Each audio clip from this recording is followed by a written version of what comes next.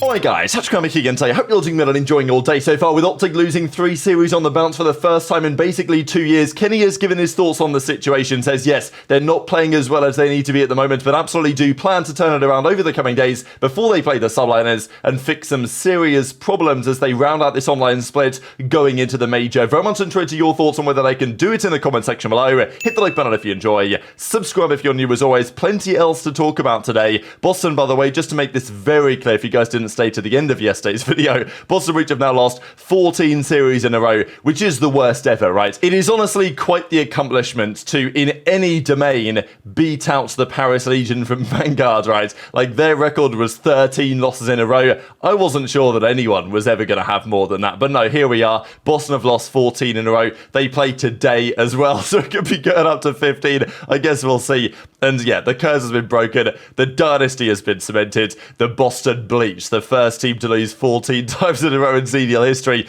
Of course, losing every single series since they got rid of Slasher, right? I mean, since then it's been 0-12. FaZe are now 10-1 all-time against Boston. They're also on an 11 map losing streak, which I didn't really consider, but because they got 3-0'd here, they've been getting 3-0'd quite a lot in their last couple of games.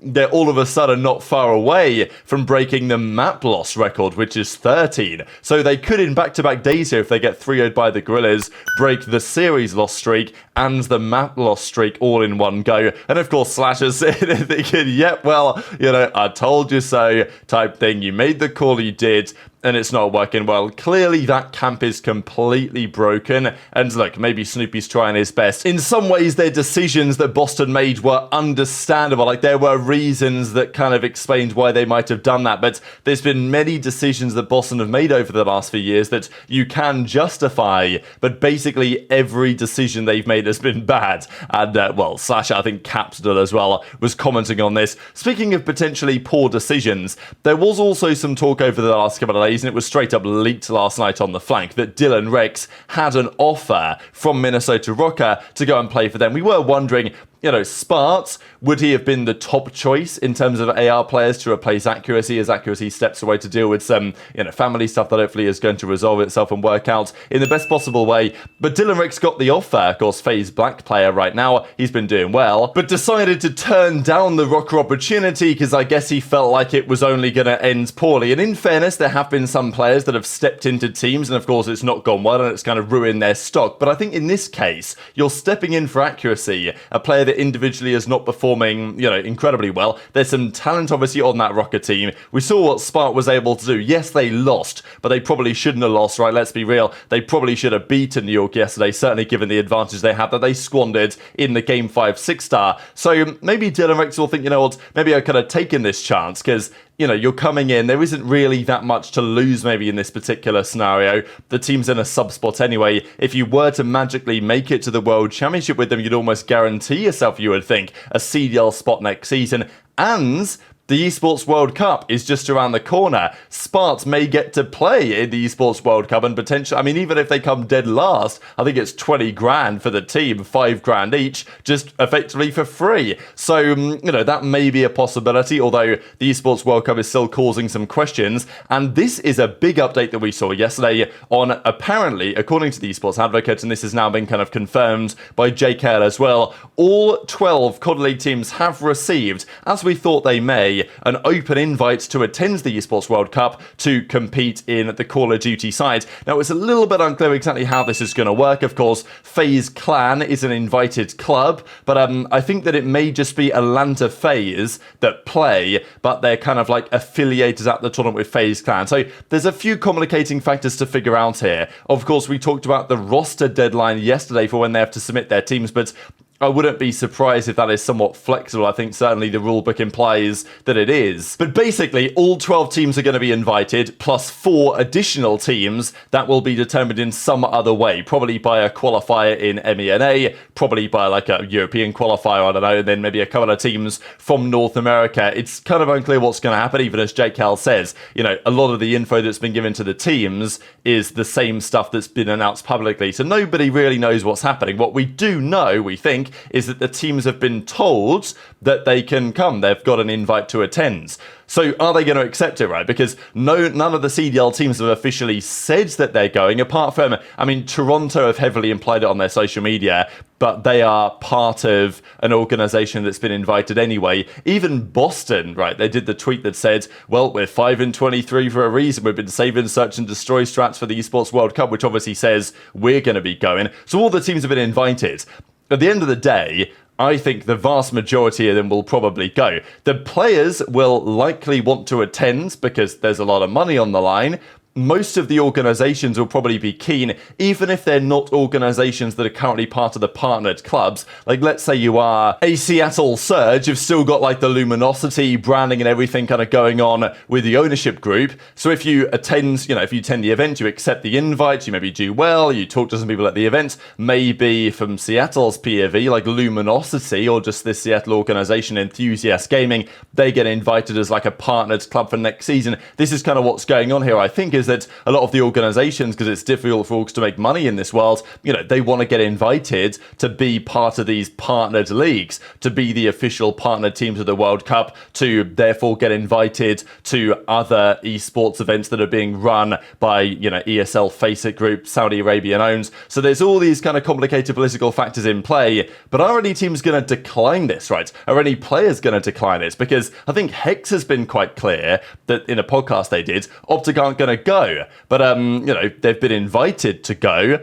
Do the players want to go? There's a $1.8 million tournament on the line here. Do the OpTic guys really just want to sit at home and not play it because OpTic aren't going to accept the invites? Maybe OpTic won't go, but obviously there's the possibility of loaning the players out to another team. Could they loan the OpTic guys out to Falcons and play for them? But obviously that would detract somewhat from the OpTic brand in many ways, right? Like, I think if OpTic's players want to be there, they probably want to be under OpTic. At least if I'm Hex, that's probably how I'm thinking. So it's very complicated, but the teams have been invited. So whether OpTic go, I don't know. I think for some of the teams, in the short term, their focus is on the qualifying for the World Championship, and of course, the actual World Championship itself in Dallas. But, it's not long after that the World Cup is going to happen, and it's effectively the same prize money as Champs in Saudi Arabia a month or so later. It's really interesting what this means for Rostermania, what these teams are going to do about it, what the roster lock actually means, which of these teams are going to accept and to go, because I'm sure the majority will, but I wouldn't be massively shocked if a couple of them don't.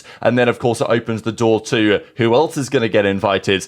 Fascinating stuff. I think the players themselves will probably be quite keen, but they may just be deferring to their organization to figure out, okay, what this actually means logistically, because it's definitely been organized relatively last minute here. So really intrigued to your thoughts in the comment section below. A few players that, of course, we may see there could be the Ravens boys of Clayster, because it seems they've been invited based on the understanding. They took down OpTic yesterday. And what's strange about the developments here from OpTic is not exactly that it's just one game mode that's fallen off. Yes, their search and destroy has been costing them. They've lost like their last 5 search and destroys in a row now. It isn't great, but it's not like their respawn is still as good as it was. They're losing Vistas to Ravens, they're losing Vistas to Rocker, Vista Hardpoint, right, a good map for them theoretically. They're scraping out control victories, they're winning close hardpoints when they do win them. It's not exactly emphatic. I will say, of the 3 matches they've played so far this stage, the Vegas one obviously looks pretty bad, but Vegas then went on to 3-0 Subliners.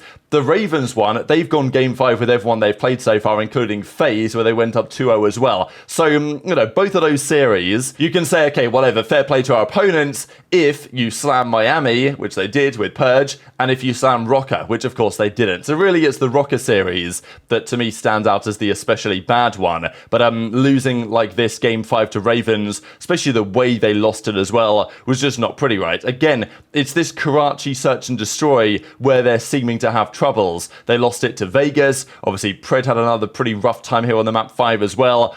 Now they've lost it to Ravens. This used to be a real bread and butter for OpTic earlier in the season, and now that is not the case anymore. So Dashy doesn't really say much about it. GG's Ravens lost 2-3.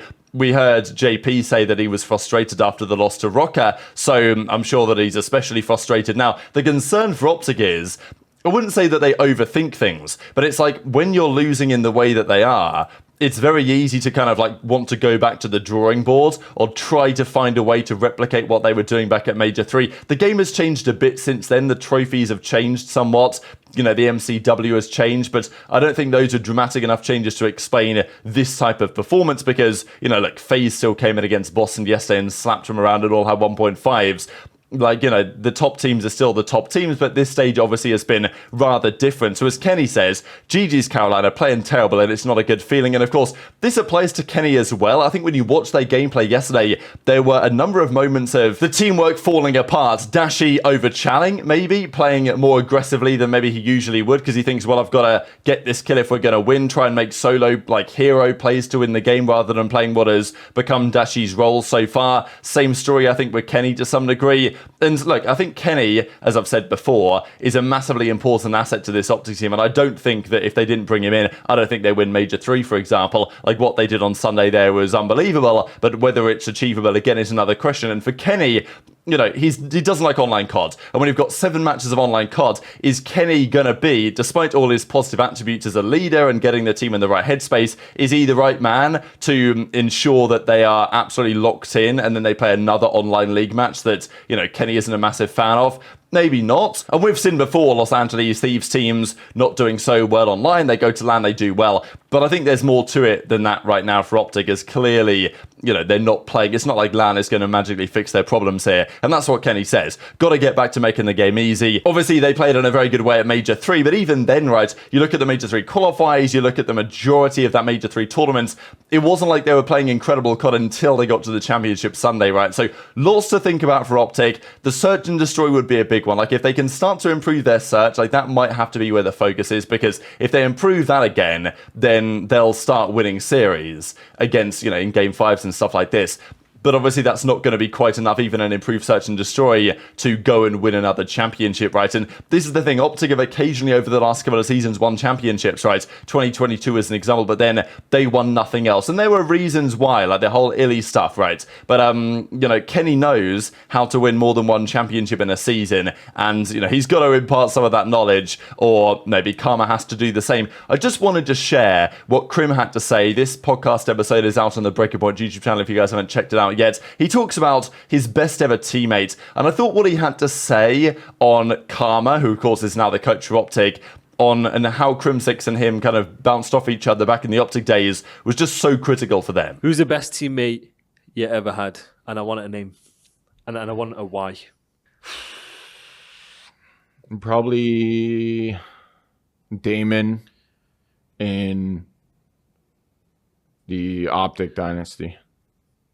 I think if you take me or Damon out of that equation, you get half the wins. But winning aside, why?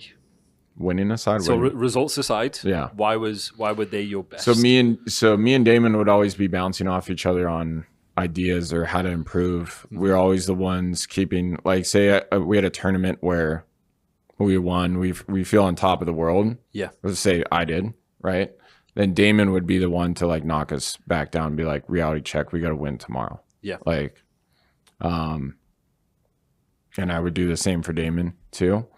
And not only just, you know, me to him, but it would always be Damon to the full team or me to the full team, like keeping us in check. Yeah. I felt ever since Crimsix and certainly Karma left OpTic that, you know, something's been different in the way that they've approached the game, and maybe that remains true to the present day. But of course, Karma as the coach and Kenny as a player, you know, it should be enough to help turn the ship around. But it's not a great moment because they're 1-3. Yes, their map count is good because they slammed Miami. Well, it's good with respect to their map or their series win-loss. But the problem is, Gorillas and Bleach are probably not going to make the winners bracket. You've got teams such as Vegas, they're looking really good, and their schedule gets easier, so they're going to make winners. Toronto are going to make it. Surge, Subliners, FaZe are obviously going to make it.